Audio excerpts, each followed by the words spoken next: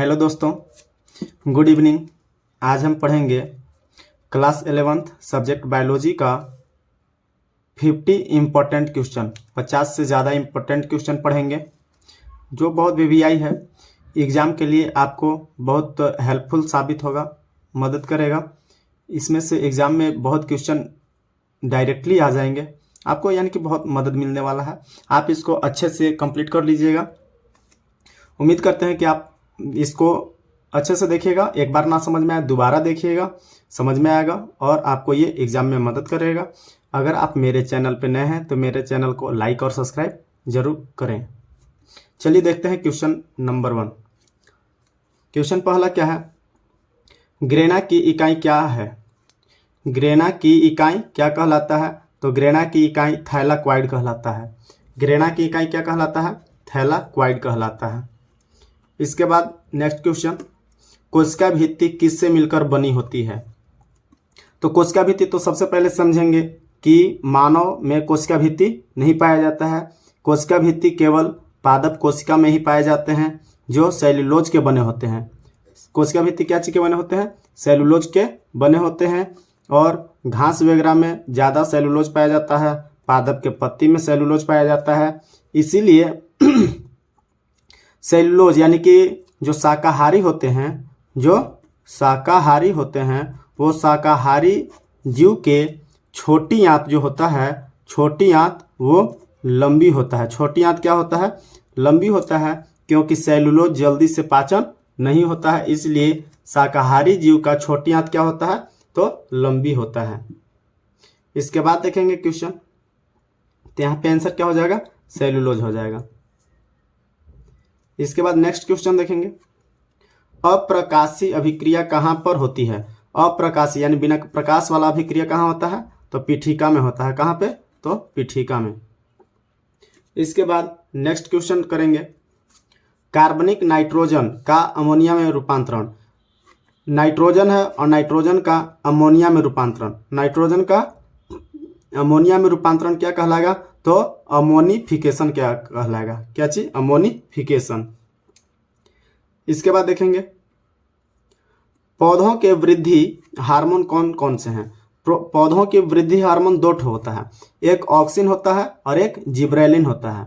Auxin क्या करता है? तो ये सबसे ऊपरी भाग पे होता है जो लंबाई में वृद्धि करता है, और जिब्रेलिन भी वृद्धि विकास में मदद करता है। यानी कि ऑक्सिन और जिब्रेलिन दोनों क्या है?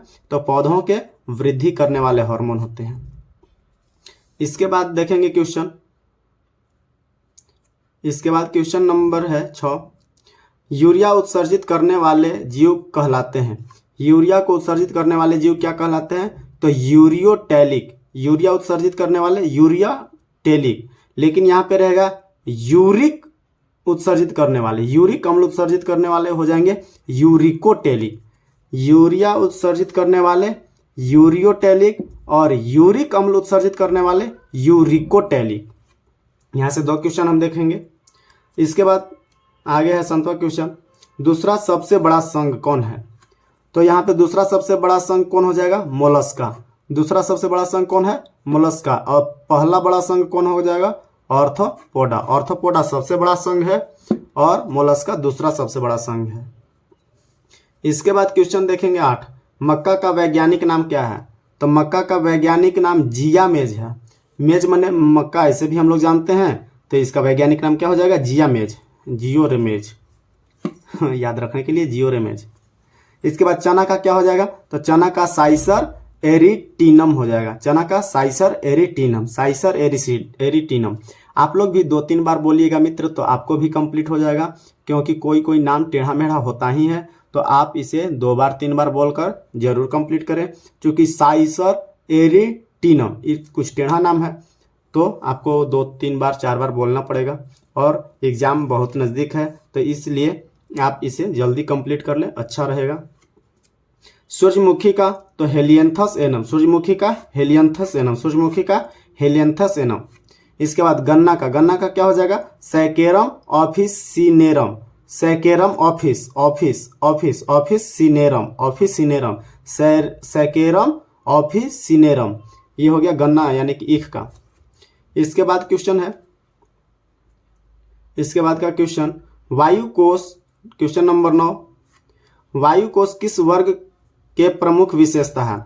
वायु कोश किस वर्ग के प्रमुख विशेषता है? तो ये पक्षी का प्रमुख विशेषता है, यानी कि इसको एप्स भी कहा जाता है। पक्षी का प्रमुख विशेषता क्या है? तो वायु कोश, यानी कि इसमें क्या होता है?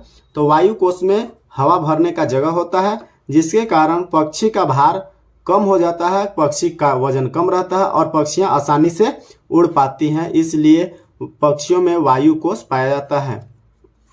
इसके बाद नेक्स्ट क्वेश्चन 10, मनुष्य के हृदय में कितने प्रकोष्ठ होते हैं? यानी कि मनुष्य का जो हृदय होता है, दिल होता है, वो कितने चैम्बर वाला होता है, कितने कोष्ठ वाला होता है? तो मनुष्य का हृदय 4 कोष्ठ वाला होता है, 4 चैम्बर वाला होता है, जिसमें दायां अलिंद, दायां निलय, बायां अलिंद और बायां निलय पाया जाता है। मगरमच्छ में भी 4 प्रकोष्ठ होते हैं। इसके बाद देखेंगे क्वेश्चन 11। क्वेश्चन 11 कहता है, मेटाफेज के दौरान गुणसूत्र जिस तल पर पंक्तिबद्ध होते हैं वो तल क्या कहलाते हैं? तो वो कहलाते हैं मध्यावस्था पट्टिका। क्या कहलाते हैं? मध्यावस्थिका पट्टिका। यानी कि क्वेश्चन है, मेटाफेज के दौरान गुणसूत्र जिस तल पर पंक्तिबद्ध होते हैं, यानी कि जिस तल पे वो एक तरफ से सरिया लिए जाते हैं, पंक्तिबद्ध हो जाते हैं, वो तल मध्यावस्था पट्टिका कहलाते हैं, मध्यावस्था पट्टिका। इसके बाद का क्वेश्चन है 12, क्वेश्चन नंबर 12, प्रोटीन युक्त एंजाइम क्या कहलाता है? वैसा एंजाइम जिसमें प्रोटीन का भी मात्रा हो, वैसा एंजाइम जिसमें प्रोटीन का मात्रा हो, प्रोटीन युक्त यानी कि प्रोटीन उसमें होना चाहिए, वैसा एंजाइम जिसमें प्रोटीन का मात्रा हो, वह एंजाइम क्या कहलाएगा? तो एपो एंजाइम कहलाता है। क्या कहलाता है? तो एपो एंजाइम कहलाता है। आप ये सभी क्वेश्चन को याद करते चलिएगा, एपो एंजाइम कहलाता है। इसके बाद क्वेश्चन नंबर 13, एटीपी का पूरा नाम क्या है? तो एटीपी यानी एडिनोसिन ट्राइफॉस्फेट, एटीपी का पूरा नाम क्या है? तो एडिनोसिन ट्राइफॉस्फेट। यहाँ पे और लिख लिए हैं डीएनए का पूरा नाम, तो deoxyribo nucleic acid, deoxyribo nucleic acid. RNA का क्या हो जाएगा? तो राइबोज न्यूक्लिक एसिड, आरएनए का राइबोज न्यूक्लिक एसिड। एबीए, तो एबीए का मतलब क्या हो जाएगा? तो एबीए का हो जाएगा एबेसेसिक अम्ल हो जाएगा, एबेसेसिक एसिड यानी एबेसेसिक अम्ल। इसके बाद क्वेश्चन नंबर हम देखेंगे, क्वेश्चन नंबर 14 देखेंगे। क्वेश्चन नंबर 14 क्या है? तो देख लीजिए हम क्वेश्चन नंबर 14। क्वेश्चन 14 क्या है? सबसे ज्यादा ऊर्जा किस खाद्य पदार्थ से मिलता है? सबसे ज्यादा ऊर्जा किस खाद्य पदार्थ से मिलता है? तो यहाँ पे सबसे ज्यादा वसा से मिलता है, सबसे ज्यादा वसा से, इसके बाद प्रोटीन से और इसके बाद कार्बोहाइड्रेट से। तो सबसे ज्यादा पूछा जाए तो वसा जिस पदार्थ में पाया जाता है वैसे खाद्य पदार्थ से सबसे ज्यादा ऊर्जा मिलता है। तो वसा में जैसे क्या हो गया? तो वसा आपका तेलीय पदार्थ हो गया, तेलीय पदार्थ सब क्या हो गया? वसा हो गया। जैसे क्या हो गया? घी हो गया, बादाम हो गया, बादाम का तेल हो गया, जितने भी तेल हो गए, घी हो गए और मछली का तेल हो गया, ये सभी में वसा पाया जाता है। तो ये सभी से ऊर्जा बहुत अधिक मात्रा में मिलेगा। इसके बाद प्रोटीन, प्रोटीन जैसे क्या हो गया? दाल में प्रोटीन पाया जाता है, तो प्रोटीन से भी ऊर्जा मिलता है, लेकिन वसा सबसे ज्यादा वसा में, इसके बाद प्रोटीन में, इसके बाद कार्बोहाइड्रेट में। इसके बाद नेक्स्ट क्वेश्चन की ओर चलेंगे। फ्लोएम का मुख्य कार्य क्या है? तो फ्लोएम का मुख्य कार्य पौधों में बने भोजन का परिवहन करना। कोई पौधा है, पौधा में भोजन बना हुआ रहता है, पत्ती में क्लोरोफिल और सूर्य प्रकाश संश्लेषण में प्रकाश संश्लेषण के दौरान जो भी भोजन बना रहता है, वो भोजन को चारों तरफ यानी कि पत्ती में, तना में और जड़ की तरफ परिवहन करना क्या कौन करेगा? तो ये करेगा फ्लोएम करेगा। कौन करेगा? फ्लोएम। फ्लोएम क्या है? तो एक संवहनी उत्तक है। फ्लोएम क्या है? संवहनी उत्तक। फ्लोएम क्या है? संवहनी उत्तक है, जो पौधों के पत्तियों में बने हुए भोजन को परिवहन करने का काम करता है। इसके बाद एक जाइलम भी होता है। जाइलम क्या करता है? तो जाइलम क्या करेगा? तो जड़ से खनिज और जल को पत्तियों तक पहुंचाने का काम कौन करता है? तो जाइलम करता है। इसके बाद का क्वेश्चन है 16, प्रकाश संश्लेषण के किस चरण में जल का विखंडन होता है? यानी कि विखंडन यानी कि टूटना। प्रकाश संश्लेषण के किस चरण में जल का टूटने का काम होता है? तो ये फोटो सिस्टम 1 और 2 यानी कि 1 और 2 दोनों में होता है। इसके बाद क्वेश्चन हम देखेंगे 17। क्वेश्चन 17 क्या कहता है? C3 चक्र को किस नाम से जाना जाता है? C3 चक्र को किस नाम से जाना जाता है? तो काल्विन चक्र से। C3 को किस चक्र के नाम से जाना जाता है? तो काल्विन चक्र के नाम से जाना जाता है। ये सब आप याद रखते चलिएगा दोस्तों, बहुत काम करेगा। इसके बाद क्वेश्चन नंबर 18, 5 जगत वर्गीकरण किसने दिया था? तो 5 जगत में बांटने का काम सबसे पहले RH व्हिटेकर ने किया था। कौन किया था? RH Whittaker. कौन कौन जगत में बांटा था? तो Monera, protista, fungi, Plantae, animalia. Monera, protista, fungi, Plantae और एनिमेलिया। यहाँ पे आपको क्वेश्चन पूछ देगा कि 5 जगत से कौन संबंधित नहीं है? तो यहाँ पे विषाणु 5 जगत से संबंधित नहीं है। आपसे क्वेश्चन पूछा जा सकता है कि इनमें से कौन 5 जगत में नहीं आता है? तो यहाँ पे विषाणु आप ध्यान रखिएगा। बाकी बात ये 5 याद रखिएगा, उससे अलग जो भी होगा वो आंसर आप कर लीजिएगा। इसके बाद का क्वेश्चन है, मानव त्वचा का काला रंग किसके कारण होता है? मानव शरीर के जो त्वचा है उसका रंग काला होता है। वो काला किसके कारण होता है? तो वो काला मेलानिन के कारण होता है। किसके कारण होता है? मेलानिन के कारण त्वचा का रंग काला दिखाई देता है। इसके बाद पेशाब का रंग पीला होता है। तो पेशाब का रंग पीला किसके कारण होता है? तो यूरोक्रोम के कारण। पेशाब का रंग पीला किसके कारण होता है? यूरोक्रोम के कारण। किसके कारण? यूरोक्रोम के कारण। इसके बाद नेक्स्ट क्वेश्चन देखेंगे 20, कवक की कोशिका भित्ति बनी होती है। कवक की कोशिका भित्ति क्या चीज की बनी होती है? काइटिन की। कवक की कोशिका भित्ति काइटिन। कवक की कोशिका भित्ति क्या चीज की बनी होती है? तो काइटिन की बनी होती है। इसके बाद मानव कोशिका भित्ति क्या चीज की बनी होती है? मानव कोशिका झिल्ली। कोशिका झिल्ली क्या चीज की बनी होती है? तो वसा तथा प्रोटीन का। वसा तथा प्रोटीन का। मानव में कोशिका भित्ति चूंकि पाया ही नहीं जाता है। तो हम लोग 20 क्वेश्चन कंप्लीट कर लिए मित्रों। अब देखेंगे क्वेश्चन नंबर 21। अब हम देखेंगे क्वेश्चन नंबर 21। 21 क्या है? लाइकेन किसका सहजीवी संबंध है? सहजीवी यानी कि किन दो जीवों को मिलने से ये संबंध बनता है।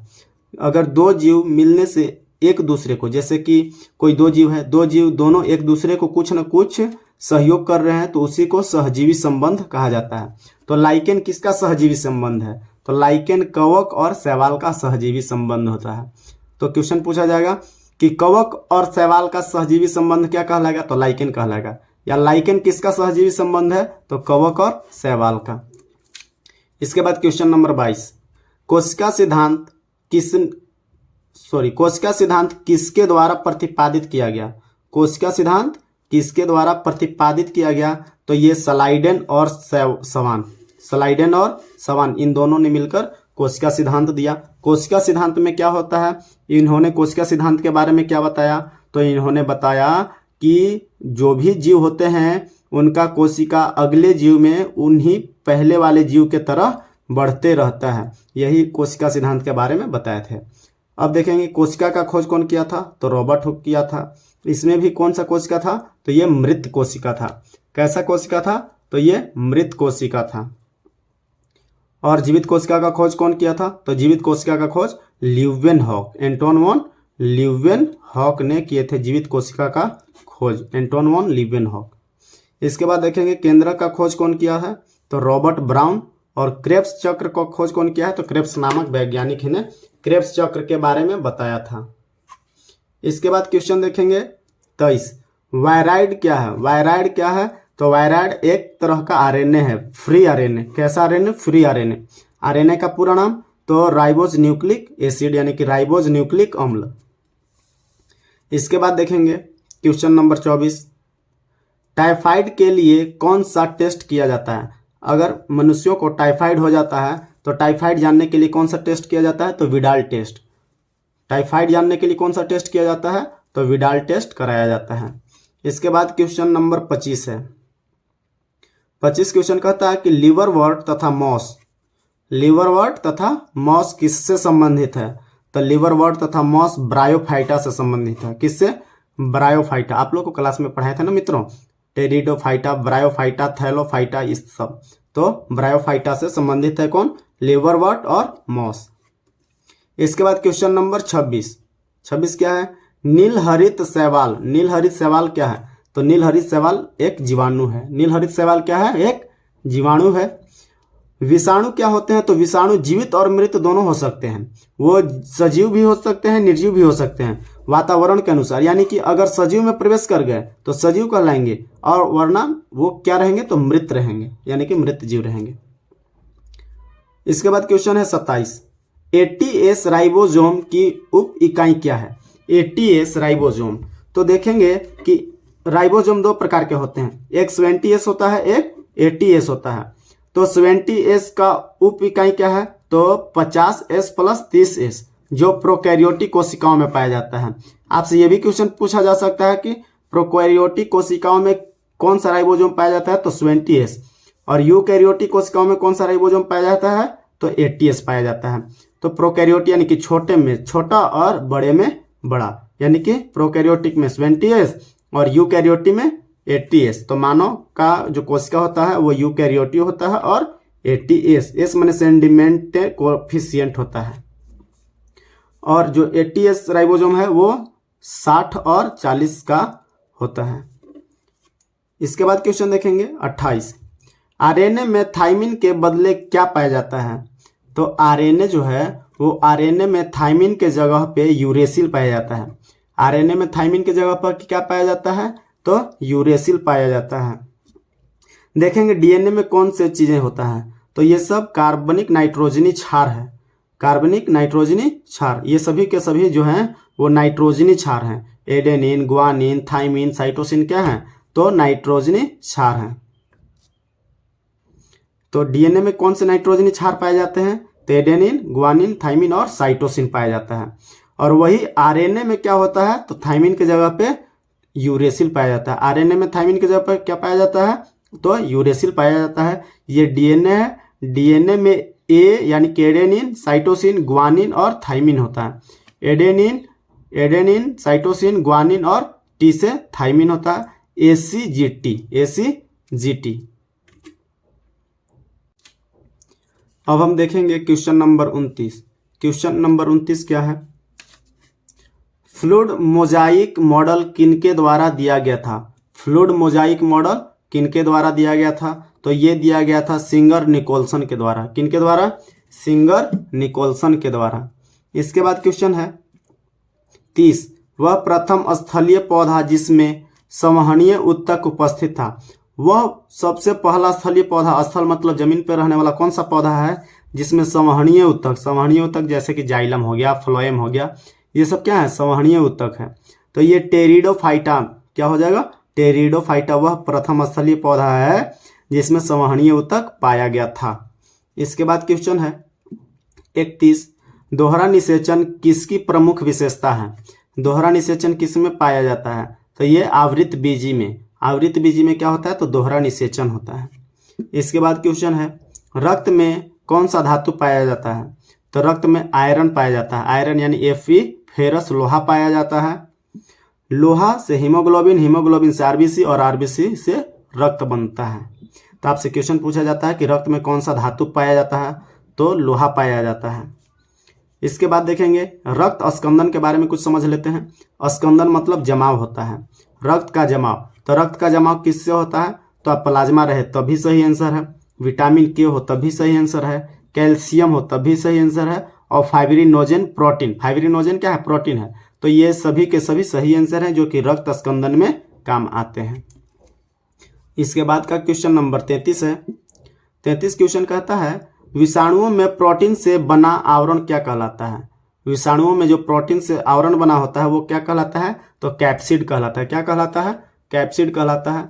इसके बाद का क्वेश्चन 34 क्या है? एक अमोनिया उत्पादन के लिए कितने एटीपी की जरूरत होती है? तो एक अमोनिया उत्पादन करना है तो उसके लिए 8 एटीपी का जरूरत होता है। एटीपी का पूरा नाम एडिनोसिन ट्राइफॉस्फेट। एटीपी का पूरा नाम एडिनोसिन ट्राइफॉस्फेट होता है और अमोनिया का सूत्र NH3 होता है। अब देखेंगे हम क्वेश्चन नंबर 35। मानव मस्तिष्क का सबसे बड़ा भाग, मानव मस्तिष्क का सबसे बड़ा भाग कौन है? तो सेरेबेलम है। सबसे बड़ा भाग सेरेबेलम, इसके बाद सेरेब्रम। मानव मस्तिष्क का सबसे बड़ा भाग कौन है? सेरेब्रम। सबसे बड़ा भाग सेरेब्रम, इसके बाद सेरेबेलम, इसके बाद होता है मेडुला ऑब्लोंगाटा। तो देखेंगे कि सेरेबेलम क्या करता है? सेरेबेलम इसका काम है शरीर का नियंत्रण। सेरेबेलम का काम क्या है? मनुष्य में शरीर का नियंत्रण करने का काम सेरेबेलम करता है। मस्तिष्क का वजन कितना होता है? तो लगभग 1350 से 1400 ग्राम होता है। 1350 से 1400 ग्राम होता है मानव मस्तिष्क का भार। इसके बाद हम देखेंगे क्वेश्चन नंबर 36। क्वेश्चन नंबर अब हम 36 देखेंगे। क्या कहता है? मानव का सबसे बड़ी ग्रंथि, मानव का सबसे बड़ी ग्रंथि कौन है? तो यकृत। मानव शरीर का सबसे बड़ी ग्रंथि यकृत। कौन सा? यकृत। इसके बाद देखेंगे यकृत का वजन कितना होता है? तो लगभग 1.5 kg का होता है, जो कि पित्त रस यानी कि बाइल जूस का स्राव करता है। और जो बाइल जूस होता है पित्त रस, वो क्षारीय प्रकृति का होता है। इसके बाद देखेंगे क्वेश्चन 37। इसके बाद क्वेश्चन नंबर 37 क्या है? तो 37 क्वेश्चन है वायरस क्या है? तो वायरस कोशिकीय जीव है। वायरस क्या है? कोशिकीय जीव है, जो सजीव में प्रवेश करने से सजीव बन जाता है, और सजीव में प्रवेश नहीं करेगा, वातावरण में रहेगा, तो वो निर्जीव के तरह रहेगा। इसके बाद 38 क्वेश्चन नंबर है क्रेब्स चक्र किस अंग में होता है? क्रेब्स चक्र किस अंग में होता है? तो क्रेब्स चक्र की क्रिया जो होती है वो माइटोकॉन्ड्रिया में होती है। क्रेब्स चक्र की क्रिया कहाँ पे होती है? माइटोकॉन्ड्रिया में। माइटोकॉन्ड्रिया का खोज कौन किया है? तो माइटोकॉन्ड्रिया का खोज ये अल्टमैन किए हैं। कौन किए हैं? अल्टमैन 1886 ईस्वी में। यहाँ पे क्रेब्स चक्र के द्वारा 38 एटीपी का निर्माण होता है। क्या होता है? 38 एटीपी का निर्माण होता है, जिसमें से कि कुछ यानी कि ऑक्सीश्वसन द्वारा होता है और कुछ अनऑक्सीश्वसन द्वारा होता है। इसके बाद आते हैं क्वेश्चन नंबर 39। मानव हृदय की ध्वनि कैसी होती है? तो मानव हृदय की ध्वनि लब और डब होती है। मानव हृदय की ध्वनि लब डब होती है। मानव हृदय है जिसमें कि right atrium, left atrium, right ventricle और लेफ्ट वेंट्रिकल यानी कि दायां अलिंद, बायां अलिंद, दायां निलय और बायां निलय होता है, जो 4 कोष्ठक का होता है। इसके बाद क्वेश्चन नंबर हम आगे देखेंगे। अब हम देखेंगे क्वेश्चन नंबर 40। आत्मघाती थैली के नाम से जाना जाता है। आत्मघाती थैली के नाम से किसे जाना जाता है? आत्मघाती थैली के नाम से किसे जाना जाता है? तो ये आंसर हो जाएगा लाइसोसोम। लाइसोसोम को आत्मघाती थैली के नाम से जाना जाता है। और लाइसोसोम को खोज कौन किए हैं? तो डी डुबे किए हैं 1958 ईस्वी में। लाइसोसोम का खोज डी डुबे 1958 ईस्वी में। तो आप यहाँ पे सन ईस्वी याद रखना, बायोलॉजी में कोई खास जरूरत नहीं है, लेकिन कौन खोज किया है ये बहुत जरूरत है, याद रखिएगा। तो लाइसोसोम डी डुबे। इसके बाद question number 41। Red data book में कैसे प्रजातियों को रखा जाता है? तो रेड डाटा बुक में लुप्त प्राय प्रजातियों को रखा जाता है। जो लुप्त हो चुके हैं वो प्रजातियों को रेड डाटा बुक में रखा जाता है। रेड डाटा बुक यानी कि विश्व प्राकृतिक सुरक्षा संरक्षण संघ के द्वारा 1968 ईस्वी में स्थापना किया गया था। रेड डाटा बुक का स्थापना कब हुआ था? 1968 ईस्वी में। किसके द्वारा? तो विश्व प्राकृतिक संरक्षण संघ के द्वारा। विश्व प्राकृतिक संरक्षण संघ के द्वारा, IUCN, international union conservation of nature, international union conservation of nature, IUCN के द्वारा 1968 ईस्वी में स्थापित किया गया था। इसके बाद का क्वेश्चन है कि तिलचट्टे किस प्रकार का परिसंचरण होता है? तिलचट्टे में किस प्रकार का परिसंचरण होता है? तो तिलचट्टे में बंद परिसंचरण होता है। कैसा परिसंचरण होता है? तो तिलचट्टे में खुला परिसंचरण होता है। तिलचट्टा में कैसा परिसंचरण होता है? खुला परिसंचरण होता है। मानव में कैसा परिसंचरण होता है? तो बंद परिसंचरण होता है। रक्त परिसंचरण का खोज किसने किए थे? तो विलियम हार्वे। रक्त परिसंचरण का खोज विलियम हार्वे। तिलचट्टे का रक्त का रंग कैसा होता है? तो सफेद होता है, क्योंकि इसमें हीमोग्लोबिन की कमी होती है। और इसका हृदय कितने कोष्ठ का होता है? तो 13 कोष्ठों वाला हृदय होता है। किसका? तिलचट्टा का हृदय 13 कोष्ठों वाला होता है। तो देखिए दोस्तों, एक क्वेश्चन से कितने क्वेश्चन बन रहे हैं? तो यहाँ पे 50-52 क्वेश्चन है, जिससे कि 100-150 से भी ज़्यादा क्वेश्चन बनेगा। आप बहुत अच्छे से कंप्लीट करिएगा, आपको एग्जाम में बहुत हेल्पफुल साबित होगा। इसके बाद क्वेश्चन नंबर 43 है, कौन सा खनिज पराग कणों के अंकुरण से संबंधित है? तो बोरॉन। बोरॉन पराग कणों के अंकुरण से संबंधित है। इसके बाद देखेंगे हम क्वेश्चन नंबर 44। क्वेश्चन नंबर 44, मानव रक्त का पीएच मान कितना होता है? तो मानव रक्त का पीएच मान 7.4 होता है। पीएच का मतलब क्या होता है? तो पोटेंज ऑफ हाइड्रोजन। पीएच का मतलब क्या होता है? पोटेंज ऑफ हाइड्रोजन, यानी कि हाइड्रोजन का वहाँ पे कितना मात्रा होता है। तो देख लेंगे कि मानव रक्त का पीएच मान 7.4 होता है। इसके बाद नींबू का पीएच मान 2.4 होता है। इसके बाद मूत्र का पीएच मान 6 होता है। दूध का पीएच मान 6.6 होता है। जैसे नींबू का पीएच मान, तो आपको गाना याद होगा कि एगो नींबू है 2-4 गो मिर्ची, 2-4 गो यानी कि 2.4। मूत्र, आप पेशाब का दुर्गंध आपको पता चल जाता है, बहुत खराब रहता है, तो आप क्या कहते हैं? पेशाब का दुर्गंध देखते छी करते हैं, तो छी माने कि 6। दूध पीते हैं जिससे कि ताकत आता है, और आप किसी को छक्का छुड़ाने का काम करते हैं, तो छक्का छुड़ाना यानी कि 6.6, छक्का छुड़ाना 6.6। इसके बाद क्वेश्चन 45। तो 45 क्या है? केहुनी में कौन सा जोड़ पाया जाता है? तो केहुनी में हिंज जोड़ पाया जाता है। केहुनी में कौन सा जोड़ पाया जाता है? हिंज जोड़। और पखुरा में कौन सा जोड़ पाया जाता है? तो बॉल तथा सॉकेट। पखुरा में कौन सा जोड़? तो बॉल तथा सॉकेट। इसके बाद क्वेश्चन नंबर 46, प्रमुख पादप हार्मोन क्या है? तो यहाँ से कोई भी पादप हार्मोन पूछा जा सकता है। तो प्रमुख पादप हार्मोन ऑक्सिन हो गया, जिब्रेलिन हो गया, एथिलीन हो गया, साइटोकाइनिन हो गया और एब्सेसिक अम्ल। ये 5 हार्मोन है, जिसमें ऑक्सिन का काम क्या है? तो लंबाई में वृद्धि करना। जिब्रेलिन का काम क्या है? तो वृद्धि करना, ये क्षेत्रफल वृद्धि। इसके बाद एथिलीन क्या करता है? तो फल को पकाने का काम करता है। साइटोकाइनिन क्या करता है? तो कोशिका विभाजन करने का काम करता है। इसके बाद एब्सेसिक अम्ल क्या करता है? तो ये उल्टा काम करता है, पादप के वृद्धि को रोकने का काम करता है। कौन? एब्सेसिक अम्ल। इसके बाद क्वेश्चन देखेंगे 47, रोडोफाइसी के सदस्य सामान्यतः कहलाते हैं। रोडोफाइसी, तो देखेंगे रोड, ये रेड के तरह उच्चारण हो रहा है, रेड के तरह, तो यहाँ पे हो जाएगा रेड यानी कि लाल, तो ये हो जाएगा इसका आंसर लाल शैवाल। रोडोफाइसी लाल शैवाल। इसके बाद क्वेश्चन आता है 48, एनिलिडा में उत्सर्जी अंग क्या है? एनिलिडा में उत्सर्जी अंग नेप्रेडिया है। क्या है? नेप्रेडिया। जैसे मानव में उत्सर्जी अंग क्या है? तो वृक्क। और वृक्क का संख्या कितना होता है? 2 होता है। 2 में से एक वृक्क से भी मानव के रक्त का छनन होते रह सकता है, कोई दिक्कत नहीं होगा, लेकिन दोनों है तो और अच्छा रहता है। 2 ठो जिसका आकार सेम के तरह होता है। इसका आकार क्या होता है? तो सेम के बीज के तरह। किसका? वृक्क का। और वृक्क क्या करता है? तो रक्त को छानकर शुद्ध करता है।